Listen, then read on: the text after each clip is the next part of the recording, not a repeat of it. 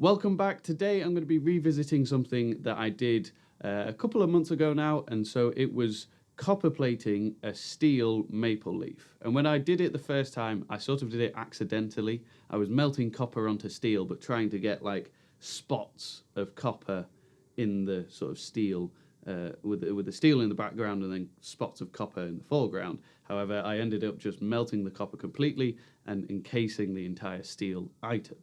Today I'm going to be making another maple leaf, however it's going to be much bigger. So when I did this the first time it was just a little keyring, now I'm doing a 5-inch maple leaf, and this is a commission that somebody wants me to make them, but I thought I might as well film it as it's going to be a bit of an interesting topic, and I can share with you sort of some of the things that I've learned as since doing the last video I've made.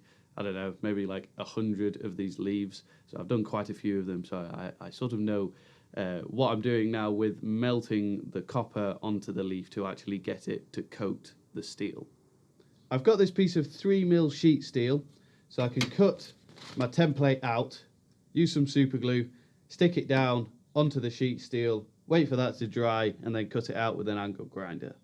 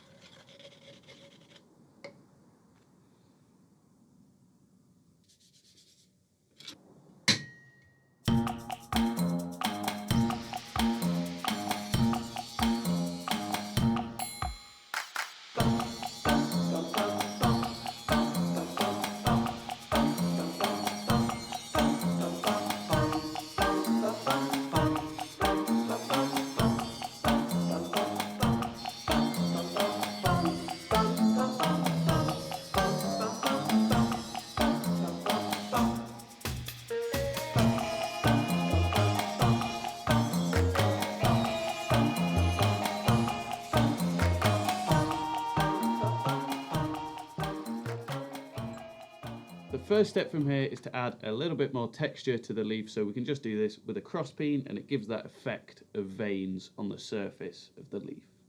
The paper is obviously still stuck on the other side, but there's no need to worry about that, it'll just burn off in the fire.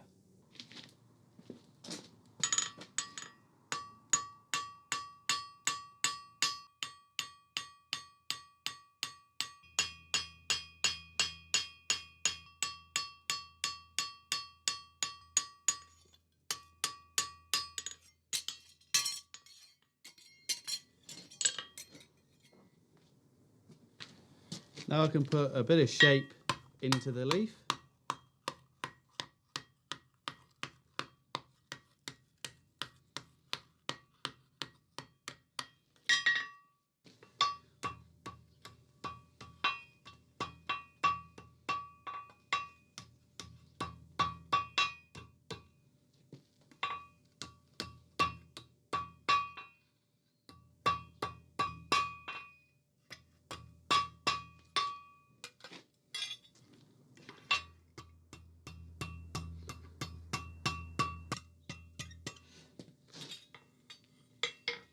The leaf is basically finished now. All that we have to do is melt the copper on.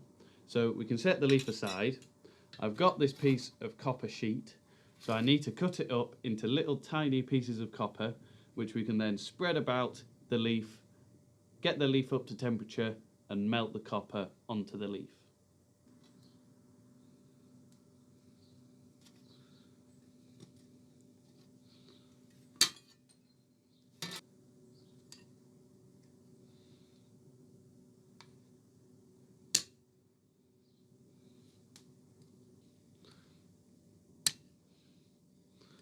Usually I would only put 3 little pieces of copper on, and they are very small. They're about, 3mm square.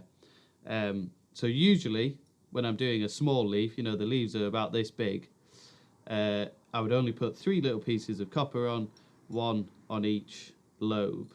However, I think with this, because it's so much bigger, I might do 2 on each lobe, and then maybe 1 or 2 in the middle and the bottom there.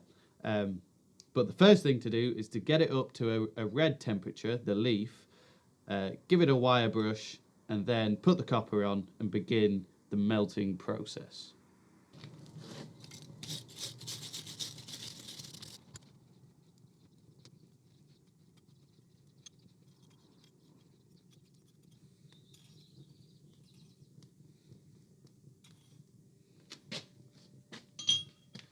So now I'll put the leaf on the fire and begin to heat it up. And I've found, I've done quite a few of these now.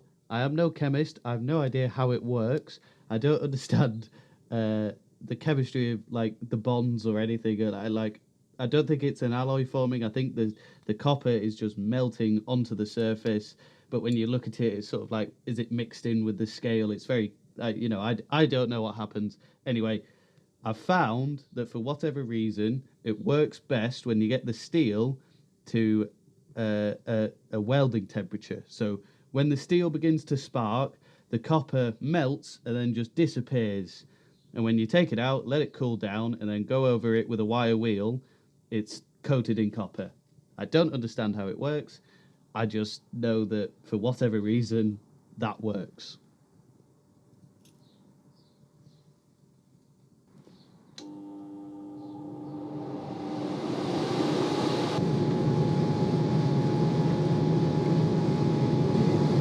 That one there, just got it to melt, so it's now just a lump of copper on the surface. Once that corner there is starting to spark, it should disappear.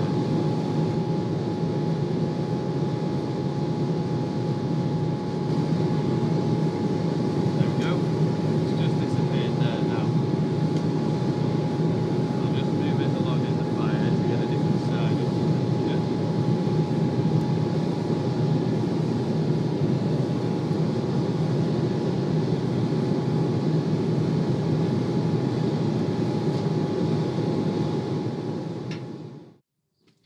Now I'll just leave it here to cool down, and then we can go ahead and wire wheel, and that is the moment of truth to see whether it's worked. As soon as you tap the wire wheel onto it, it's either steel underneath the scale or there's a layer of copper.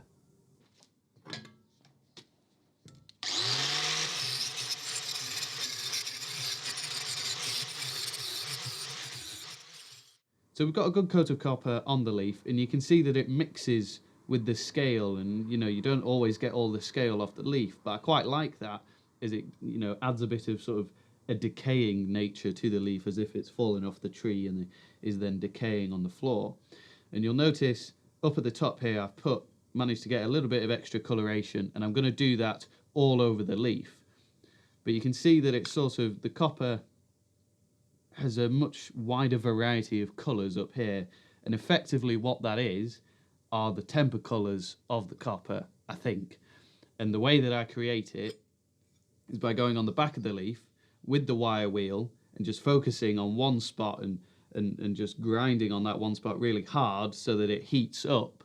And then through the heat on the other side, we then get the temper colours spreading across the leaf like we do at the top up here. So I'll add a couple more spots of these vibrant colours, and that gives it a bit more sort of characteristics and adds to this decaying nature and this autumnal nature of the leaf.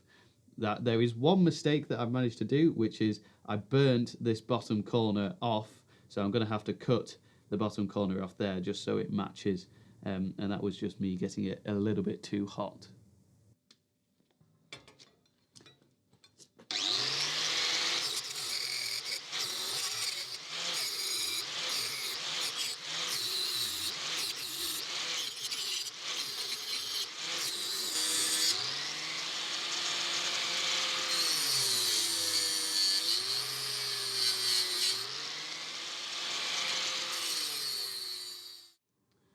So here's the finished maple leaf. I really like the effect that you can get with just melting copper onto steel, and I'm fascinated about how it works. I don't know how it works. I just know that if you get it up to that sparking temperature, by that temperature, the copper is already a little molten ball which will move around on the surface of the steel. And as soon as it begins to spark, it just disappears and just spreads out and melts onto the surface.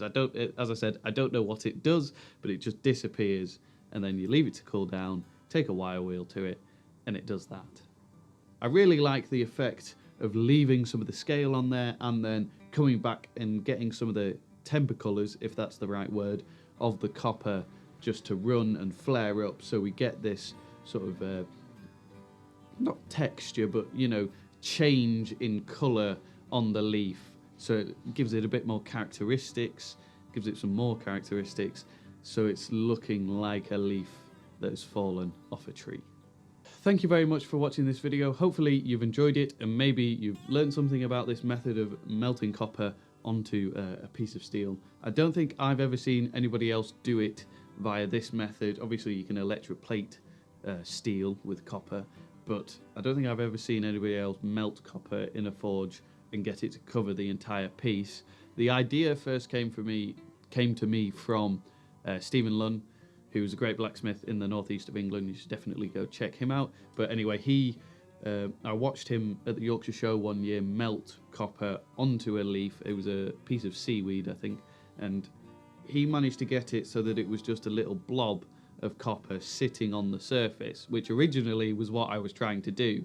Just get a little ball of copper to melt and stick on the surface, so you have a steel background then with these little balls of copper. But the first time that I did it, I obviously got it too hot, and then the copper just went all over the leaf. And so that's what I've been doing ever since, as I really like this effect. But anyway, the idea first came to me from Stephen Lunn, so definitely go check some of his work out. But yeah, I don't think I've seen anybody else do it like this. If you have, please let me know, and if they know what goes on and how it does this, then I would be very interested to hear. So thank you for watching the video, and I'll see you on the next one.